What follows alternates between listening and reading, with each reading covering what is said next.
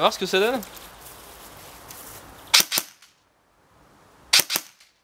Putain, c'est pas mal. Tu veux voir une réactivité de merde? Vas-y. Alors? Alors, t'as déjà pensé à l'électronique? Bah, il me faudrait un SCU là, je pense, hein, parce que là. Genre ça? Ah bah, impec! Bah, allez. On va le monter? Allez, let's go! C'est parti.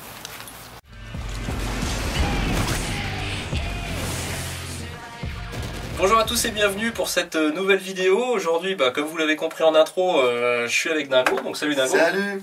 Et je profite de son expérience parce qu'il a d'ailleurs fait une vidéo sur le montage de la SCU sur une Gearbox V3. J'ai fait ça, il y a longtemps. Il y a longtemps. Il y a longtemps. Et il m'a vanté les mérites de la SCU. J'ai pu croiser aussi Jim de la Track, il y a de ça 2 semaines, sur le P-Chrome Protocol, essayer sa réplique. Et j'avoue qu'à force de voir celle de Dingo, celle de Jim, j'avoue que je suis un petit peu jaloux. Parce que j'ai beaucoup de problèmes de burst, hein, notamment. Oui, oui. Burst intempestif en semi, le SMI qui est pas propre, hein, qui fait des cycles bizarres et qui balance beaucoup trop de billes, surtout quand on joue en bâtiment, c'est pas très cool. Ça fait bobo. Voilà. Donc on va vous montrer comment monter la SCU. Attends, faut que je bouge ma main là. Voilà, comme ça. Allez, c'est parti.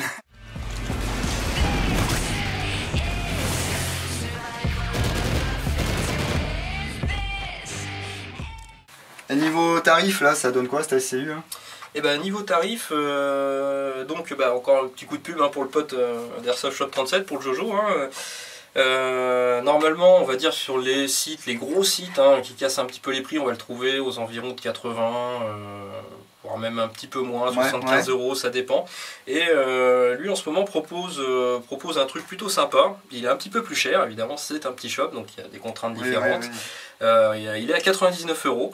Par contre, le truc cool, c'est qu'il vous fait la pause et il vous garantit la pause ou la réplique 6 mois. Ah, c'est bien ça. Donc voilà. Oui, surtout quand on sait que la plupart des problèmes qu'il y a sur les SCU, souvent c'est parce que le montage a été mal fait. Donc là, vous êtes peinard au moins pour 6 mois. Voilà, et franchement, pour une somme modique, hein, au final, hein, vous n'avez pas à vous salir les doigts et au moins vous avez un résultat garanti. C'est clair. Donc voilà, bon, petit appart et pub. Alors, qu'est-ce qu'on a dans la fameuse boîte fournie par SCU? Voilà, petite boîte en carton. Hein. Donc une notice. Les manuels. Utile ou pas? Que c'est utile, ouais. Mais que des fois, c'est pas en français. Ah bah c'est tout en anglais. Oui. Ah, c'est tout en anglais, donc réservé aux bilingues. Hein. Donc voilà, par contre ça a l'air assez bien expliqué à l'intérieur. Donc ici, on a un petit sachet. Qu'est-ce qu'on a là-dedans? Alors normalement, tu as un selector plate, tu as un cut-off lever. Cut-off lever. Le petit merdier avec un autocollant, je sais pas ce que c'est. Ça, c'est pour isoler la Gearbox. En fait, ça vient se positionner. Hop, tac. Oh, je vais te montrer ici. Ça vient se positionner. Hop. Juste ici. D'accord. Ah ouais. Voilà, ouais, juste à l'intérieur. J'ai pas ça sur la V3, tu vois. Et puis, donc, c'est quoi le dernier truc là? On a un petit bitonio, une petite cale qui vient se positionner sur la détente pour raccourcir la courbe de détente. Donc ici. Et c'est quoi ce je me souviens plus du nom, c'est ce qui vient se positionner sur le petit téton. Delayer. Delayer. Bon, après le delayer, on n'en aura pas besoin. Oui. Parce que là, sur les Jerking Arms, il y en a un d'origine. Hein. D'accord. Donc, fonction de ce petit impadis, hein, ça sert uniquement en fait à mieux attraper le tapet plate. Voilà, la pièce qui bouge, la pièce rouge qui est mobile. D'accord. Et qui fait reculer le nozzle, hein, qui permet d'introduire les billes. Ça permet de mieux l'attraper, d'éviter les misfeeds, en fait, hein, les ratés, hein, les tirs à vide. Ok, et ça donc ils ont tous, c'est tous les mêmes? C'est tous les mêmes, hein, ou alors c'est le même principe. Hein, c'est simplement le petit téton qu'on a sur l'engrenage piston qui va être élargi pour mieux choper le triangle là, du tapet plate. D'accord. Voilà, pour éviter que ça passe au-dessus ou en dessous. Astucieux. Donc voilà. Après cette petite pochette d'accessoires, donc on a une seringue. Une seringue de pâte thermique, oui, c'est très important ça. Hein, parce que vous avez des transistors qui vont chauffer. Si vous ne mettez pas la pâte thermique, votre ACU va cramer. Et souvent, les problèmes d'utilisation viennent des utilisateurs, c'est-à-dire les gens qui montent leurs ACU, et soit qui mettent trop de pâte thermique, soit qu'on ne mette pas du tout, soit qu'on ne mette pas assez. Parce que donc si on met trop de pâte thermique, il y a souci. Oui, il y a souci, c'est l'effet inverse, c'est-à-dire que le truc, la pâte thermique, elle va quand même transmettre la chaleur à la coque de ta Gearbox. Si tu en mets trop, et ben ton transistor il va chauffer dans son propre jus. C'est comme sur un microprocesseur sur un ordinateur si tu veux. D'accord. Si tu mets trop de pâte thermique, tu peux avoir l'effet inverse, c'est-à-dire qu'il va chauffer trop. Ok, ok, très bien. Donc, bon, bah, on a ça, et enfin, la SCU en question. Donc le module de gestion électronique et une connectique Tamiya Mini d'origine. Virez-moi ça. Ouais, les connecteurs DIN hein, sont, je sais pas si t'en as dans le secteur. Hein. Non. Non, t'en as pas. Sont un peu plus réputés pour la. Bah, il y a un meilleur contact électrique, une meilleure surface, enfin plus de surface, donc plus d'efficacité. Donc voilà. On voit les deux emplacements où il faut mettre de la pâte thermique, hein, ici et là. Oui. Hop, voilà. Donc là on range tout et il faut tout virer. Ah, ça c'est chouette parce que du coup ben, vous pouvez faire un petit peu comme bon vous semble. Oui, puis en profiter pour faire une petite révision de la réplique, hein, si elle n'a pas été ouverte depuis longtemps, hein, ça lui fera pas de mal. Oui. Alors l'anti-retour, j'en profite pendant que Jay démonte. L'anti-retour. J'aime bien quand tu dis ça. Pendant que Jay démonte? Non, Jay démonte tout court, j'aime bien. Jay démonte tout court. Jay démonte tout court. Cet anti-retour, vous ne serez pas obligé de le mettre. Parce que bah, c'est votre ASCU qui va gérer le cycle complet de vos engrenages. Simplement, il peut arriver, suivant la batterie que vous utilisez et le moteur que vous utilisez, que vous ayez du coup l'active braking qui soit pas assez véloce. L'active braking, c'est un système qui va permettre d'inverser le courant au niveau de votre moteur pour le stopper net. Donc le but, c'est d'avoir un cycle complet. C'est exactement ce que je voulais dire. Donc là, on n'oublie pas d'enlever le selector plate. Hein. Ok. Donc ça, c'est d'origine, ces pièces rouges là? C'est d'origine, c'est du King Arms. Ah ouais. Aïe oh, un petit ressort. Voilà. Donc on va commencer par mettre en place le switch, hein, enfin le système électronique. Donc on peut voir à l'intérieur, hein, j'espère que l'image sera pas floue. Ici on a donc, si je me loupe pas, c'est ici, hein, c'est bien ça. Hein. Je crois que c'est ça. Ton hein. connecteur de détente. C'est là que vient appuyer la détente. Hein. Donc ici on a bien le petit contacteur de détente. Donc on voit un système complètement différent. Hein, voilà, je vous remontre l'ancien câblage des palettes standards hein, de ce qu'on trouve d'origine sur la plupart des AEG. Hein. Donc un système qui sera beaucoup moins, voire pas du tout soumis aux problèmes d'arc électrique. Info de Johan de Airshop 37 au passage, hein, moi je peux pas le confirmer, mais lui m'a informé qu'a priori sur ses dernières versions d'ASCU, depuis peu de temps, depuis quelques semaines a priori, ils ont affiné l'épaisseur du module électronique pour que ça rentre plus facilement dans les gearbox. D'accord, bah tant mieux. Donc on va vérifier, hein, on va en profiter. Hein.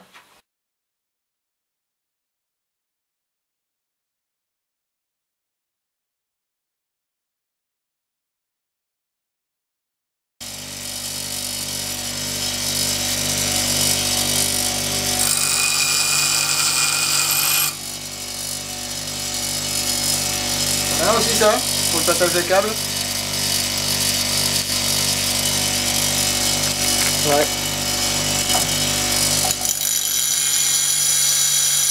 Hop, ça c'est pas cool par contre. Un chim. Déjà ça a l'air de rentrer. Mais c'est rentré. C'est rentré. Comme papa dans maman. Impeccable. Hein. Donc voilà, on va en profiter pour remonter le cut-off lever avant de mettre le câblage. Ouais. Moi je vais essayer, je vais tenter, hein. Il n'inspire pas plus confiance que ça je trouve. Parce que bon, le cut-off lever, contrairement au modèle d'origine, est entièrement en plastique. Hein. Ouais, mais t'auras pas de contrainte dessus, c'est juste un switch. On verra bien, au pire, hein, je le changerai, c'est pas bien grave. Bon alors comme on vous l'avait dit précédemment, hein, des fois il vaut mieux laisser la mécanique sur place, hein, puis revenir plus tard. Donc d'où le changement de t-shirt, hein, on a laissé passer 24 heures. Moi je suis habillé pareil parce que je suis un gros crado. Bon allez. Alors, donc comme on l'a vu hier, hein, mais on vous l'a pas dit, il faut bien faire coïncider la partie supérieure avec ce petit téton là. Ça va aider à caler en fait la partie supérieure de la SCU. Ouais, ça nous a fait galérer un peu ça. Ouais. Hop, la détente. Et bien entendu, il n'y a pas ces soucis avec les AK car tout se monte très facilement. Je vais remettre une légère goutte de pâte thermique Ah oui. Attends, faut que je remette ça. Hop.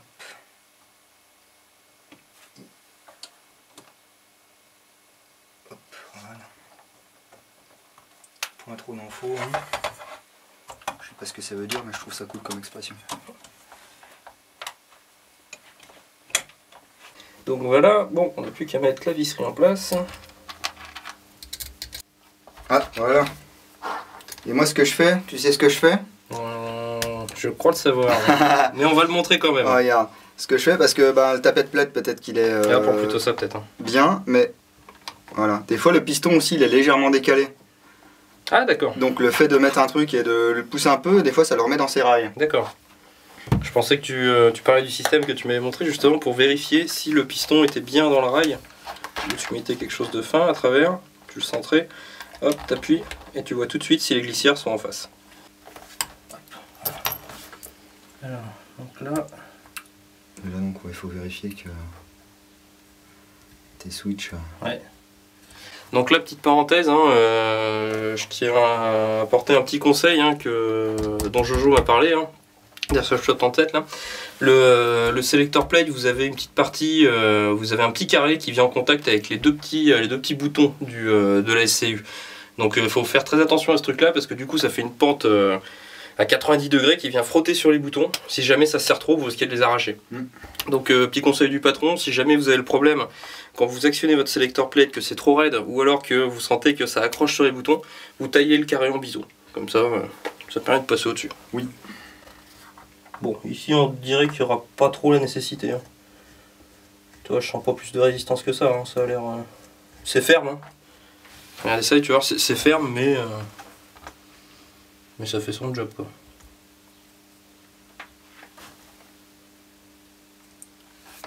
Oui, là ça va, ça va. Ouais. On voit qu'il s'écrase sans peine, hein. Enfin il s'actionne sans peine. Ouais, on sent pas le petit carré. Hein. Donc là ça doit être bon.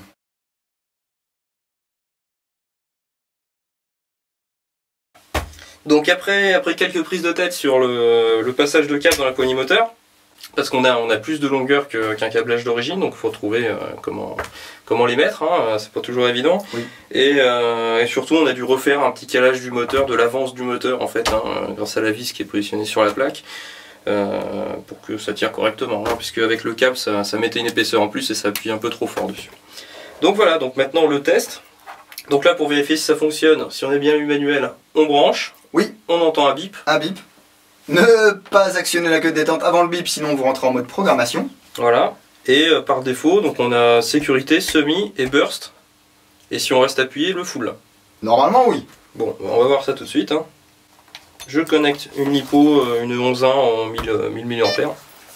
On a entendu le bip. Je te laisse tester d'un coup. Comme ça, si ça pète, c'est pas de sa faute. Vas-y. Hey!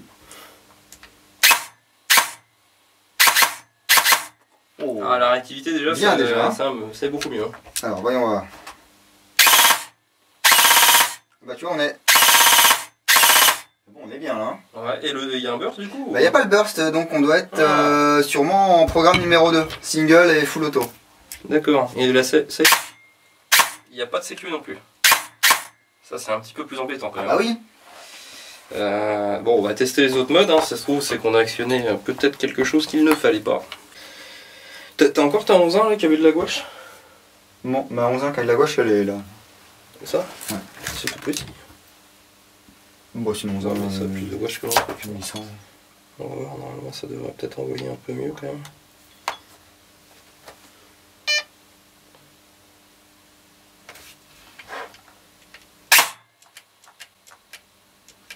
Alors soit j'ai un safe, soit c'est en panne.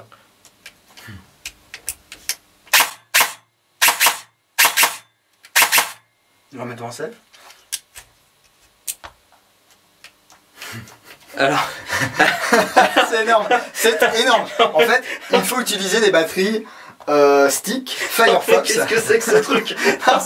parce que sinon, avec une batterie ASG, pourtant j'aime bien ASG, hein, Oh là là, le scorpion. Non, mais alors là c'est incompréhensible, là. Franchement. C'est peut-être qu'avec ton tournevis là, quand tu as actionné un petit peu, tu as du coup remis tout en place. Écoute, je veux bien, mais on fait le test à l'envers. Ouais. Voilà, donc on vire la Firefox, on va remettre la batterie ASG. On précise, les deux sont bien chargées. Hein. Elles sont à 200 mAh près de capacité équivalente. Ouais. Hein. Donc là, est-ce que j'ai un safe? Là j'ai un safe. Oui.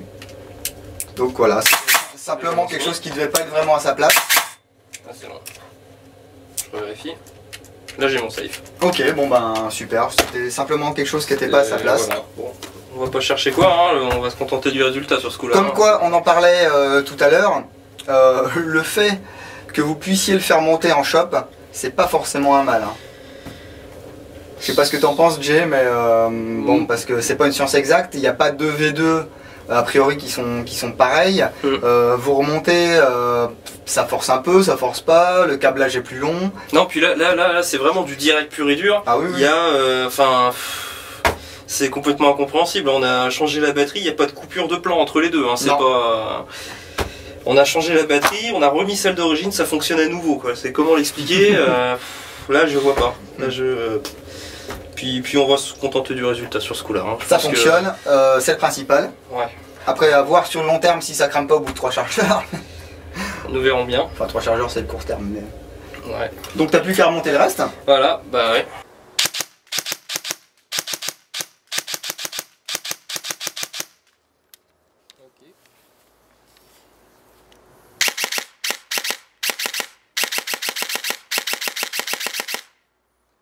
C'est mieux. C'est mieux. C'est mieux. Là déjà je suis plus satisfait que tout à l'heure. Ouais. Ouais, contrairement au début de la review où on a pu vous montrer la différence entre ces deux répliques, hein, le Scorpion qu'on est équipé et la mienne qui n'en était pas. J'avais un burst, j'avais du full, en semi évidemment, hein, donc très désagréable et surtout complètement injouable. Hein, ouais, tout à fait. Donc là je suis agréablement satisfait, j'espère que ça tiendra dans le temps, parce qu'on n'a pas non plus énormément de recul sur le sujet, mais bon, il n'y a pas trop de raisons, hein, donc on verra bien. Un dernier point au niveau du montage. Est-ce que tu auras un conseil, Dingo? Oui, ben, nous on est quand même rompu au démontage de répliques, hein, ça fait un moment qu'on en fait. Et on a quand même un petit peu galéré, on a mis quasiment 1h30 hein, à monter cet ASCU, je vais y arriver. Gen 3 Plus pour V2. Gen 3 Plus pour V2. Voilà. Attention. Ouais. Le conseil ce serait de profiter si vous avez un shop, hein, là en l'occurrence c'est Airshop 37, Airshop 37 hein, qui fait une promo sur le montage, de le faire monter en shop. Au moins vous êtes sûr que ça devrait fonctionner. Et vous salissez pas les mains de une, voilà. De deux, vous avez une garantie. 6 mois. De 3, 1h30 vous pouvez passer à regarder le foot en ce moment par exemple. Tout à fait, ouais. Je sais pas. Ce soir, Allemagne-Brésil. Voilà, mais oui, enfin bon, bien. Mais donc tout ça pour dire que ça peut se monter, mais ça reste quand même un peu technique. Ouais. Voilà. Cette review sur l'ASCU Gen 3 Plus pour Gearbox V2 s'achève, j'espère qu'elle vous a plu, merci à tous de l'avoir suivi. Si jamais vous avez besoin de rentrer en contact avec Dingo, je sais pas moi, imaginons que je sois un shop et j'ai envie de faire tester des répliques ou de me faire connaître, comment te contacter, Dingo? Eh bien c'est très simple, soit vous passez par YouTube, l'entre du Dingo. Dans les commentaires. Dans les commentaires, okay. Ou même en message privé. Ouais, c'est même sur la page Facebook l'entre du Dingo, où là il y a les dernières news qui concernent l'entre du Dingo. Je suis assez centré sur moi-même, hein, vous avez remarqué. Ou sinon sur Canal Blog, hein. L'activité principale c'est quand même le blog, les reviews détaillées, où il y a possibilité aussi d'envoyer des messages. Donc n'hésitez pas. Après, vous vous arrangez en MP. Tout à fait. Voilà. Bah écoutez, encore merci à tous et à très bientôt. Au revoir. C'était pourri, mon très bientôt. Mais non. C'était pourri.